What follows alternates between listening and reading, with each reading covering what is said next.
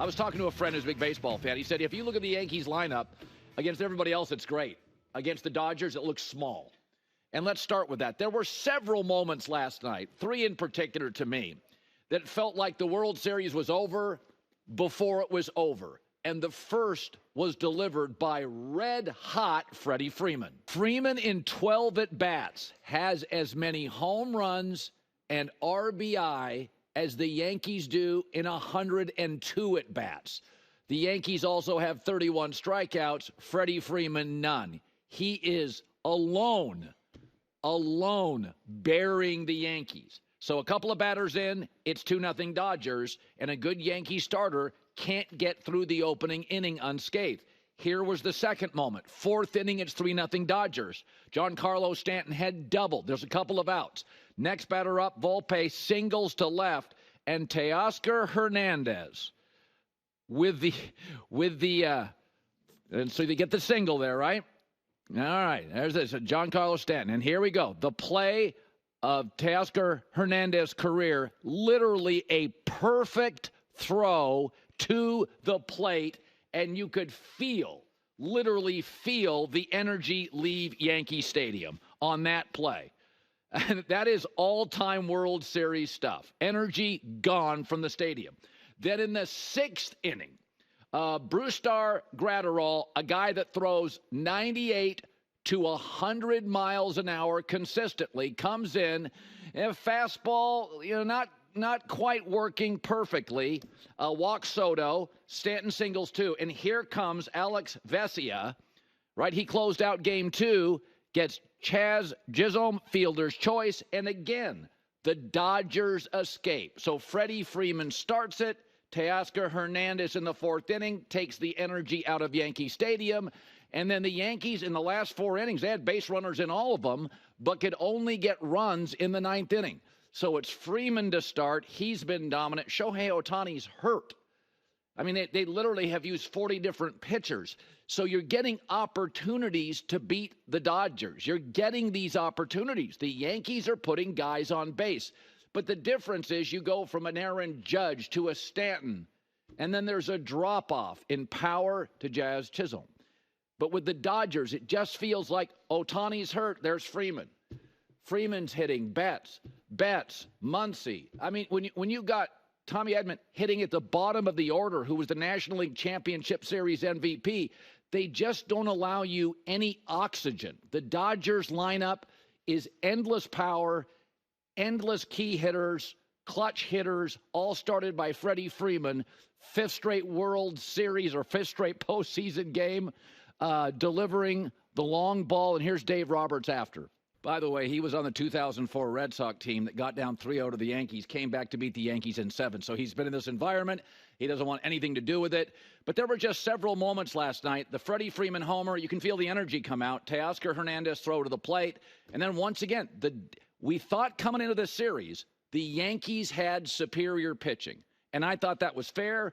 And everybody who sits and watches all these regular season games, that was the feeling. That was the sense. But it's been the Dodgers pitchers, the starting pitching. I mean, how about Walker Buehler last night? Just wiggling himself out of jams, getting some defense, getting timely hitting to pitch with a lead. It just feels like, again, the Yankees against everybody else, the Guardians, other teams in the American League feel like a superior team. Against the Dodgers, they feel kind of small and very reliant on Aaron Judge, Soto, and Giancarlo Stanton's power. And Aaron Judge right now is in an all-time slump. So when you take out Judge and his power, and they're very reliant on 3 guys, it feels like, to deliver it, the Dodgers aren't. I mean, the Dodgers have, how many players for the Dodgers have multiple RBIs in the playoffs, multiple home runs in the playoffs? It's just a deeper roster, and the Dodgers pitchers are delivering, and the Yankees pitchers, especially against Freddie Freeman, are not. All right, so here's the good news for the Steelers. They found their quarterback. Now, he may not be the answer forever, but Russell Wilson is now 2-0 in a starter.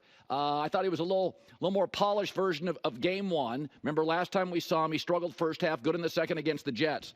But what it really goes to show for the 6-2 Steelers is competency and no mistakes at quarterback wins a lot of games, especially with this defense, which is a top 3 defense. Justin Fields had a higher ceiling but a lower floor. And with this run game and this defense, you just stay away from mistakes. The Steelers' defense in all 6 of their wins has held people under 20 points. So, I mean, Pittsburgh has a plan. You know what this is becoming? When Russell Wilson went to Denver, he was the savior. And at 35 years old, he and Sean Payton, he wasn't a savior. He's not a savior. We're finding Aaron Rodgers isn't a savior. And the truth is, their defense is good. The second half was so Pittsburgh Steelers. It was defense. It was special teams.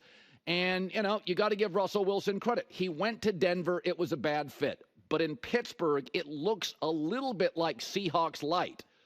Defensive coach, defensive culture, couple of playmakers, strong run game, better than average special teams. It is a sturdy ship that needs a sail. And Russell Wilson has become their sail. Lower ceiling than Justin Fields, higher floor than Justin Fields, but that's what this team needs. They don't need a savior. And I'll get into this later. Saviors don't work at quarterback. We think they do. They don't.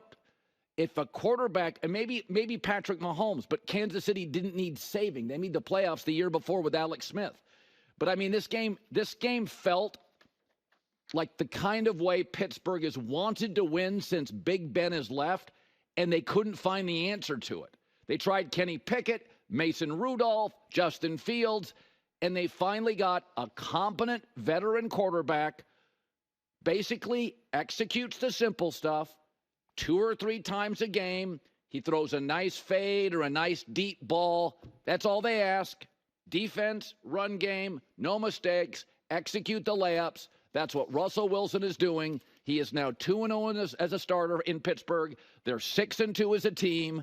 Third down, Steelers were almost 50%. Yards per play, almost 7 yards. Rushing good. Penalties very few.